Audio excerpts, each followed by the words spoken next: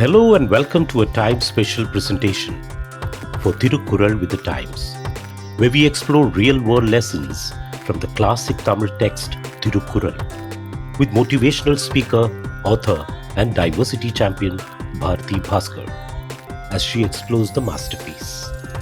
The only thing that's constant, they say, is change.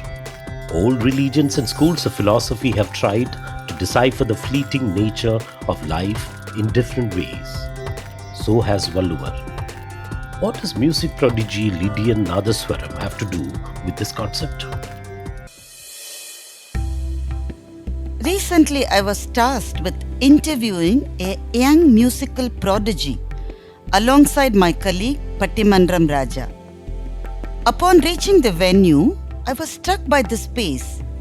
A very small room packed with violins on the wall, a towel in the corner, guitars scattered about, and a grand piano occupying much of the floor. The room felt less like a studio and more like an artist's sanctuary. Lydian Nadaswaram, the 19-year-old prodigy, was the person to be interviewed. Some years ago, he had won the world's Best Talent Award, followed by several other accolades as well. As I prepared myself for the chat, uncertainty crept in.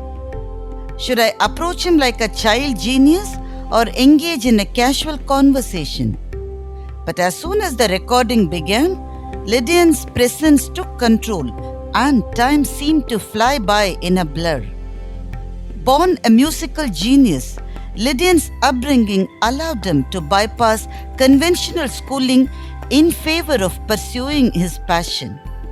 His current project, an ambitious one, involves composing tunes for all the 1330 couplets of Thirukkural. With help from his sister Amirthavarshini, also a musician, he has already tuned over 1,000 couplets. He has invited singers from across the globe to perform these lyrics, blending their voices with the melodies. The experience was transcendent, with the music perfectly complementing the profound themes of the text. Language did not fade before the spell of music, but was anointed.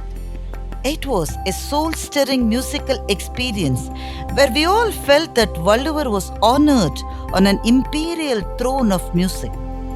What struck me even more than Lydian's talent was his unwavering dedication to this project, despite the allure of more glamorous opportunities. When asked about his favorite couplet, he cited a surprising one, couplet 331 from the chapter on impermanence. Nilladha Vatrai, Nilayina Endrunarum Pullari vaannmai Kadai. Dishonorable amongst intellects is the one who trusts as secure in things that shall pass away as though they eternally endure. While Kural is full of verses on love and fame and friendship and fortune, his choice was striking. I asked him the reason for the choice, and he explained that amidst everything that is transient, he wanted to leave behind a legacy. It led me to reflect on the idea of impermanence, a concept present in all religious philosophies, both Eastern and Western. Buddhism, for instance, speaks of the transient and evanescent nature of all things.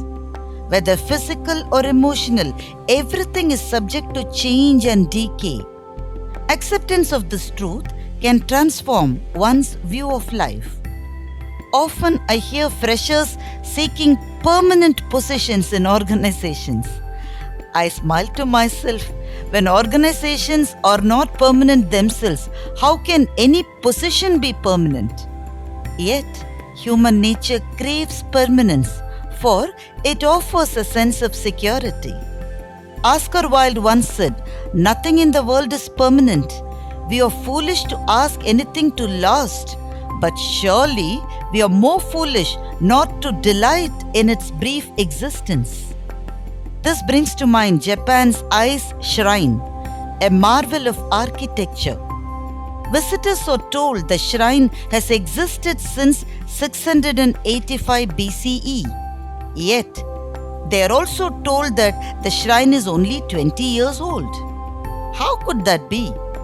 The shrine is rebuilt every 2 decades using the same materials and style as a ritual reminder of impermanence. For over 1300 years, the shrine has stood as a living symbol of ephemerality. There is a mythological tale of Saint Narada, who once questioned Krishna about the nature of illusion and impermanence. Krishna, before answering, requested some water. As Narada went to fetch water, he was distracted by a very beautiful woman. He fell in love, married, and had children. Years passed until a sudden flood swept away his family and the village. Distraught, Narada collapsed, only to have Krishna reappear and ask, "Narada, where is my water?" The entire episode had been an illusion, a demonstration of life's fleeting nature. Impermanence, however, need not lead to despair. It can transform our lives into vibrant experiences of mindfulness, urging us to savor each moment in its fullest intensity. When nothing lasts, the present becomes infinitely precious. As we concluded our interview and left the room, Lydian's music still lingered in the air. I reflected that while everything may fade, some things may endure. Like music, like the Thirukkural.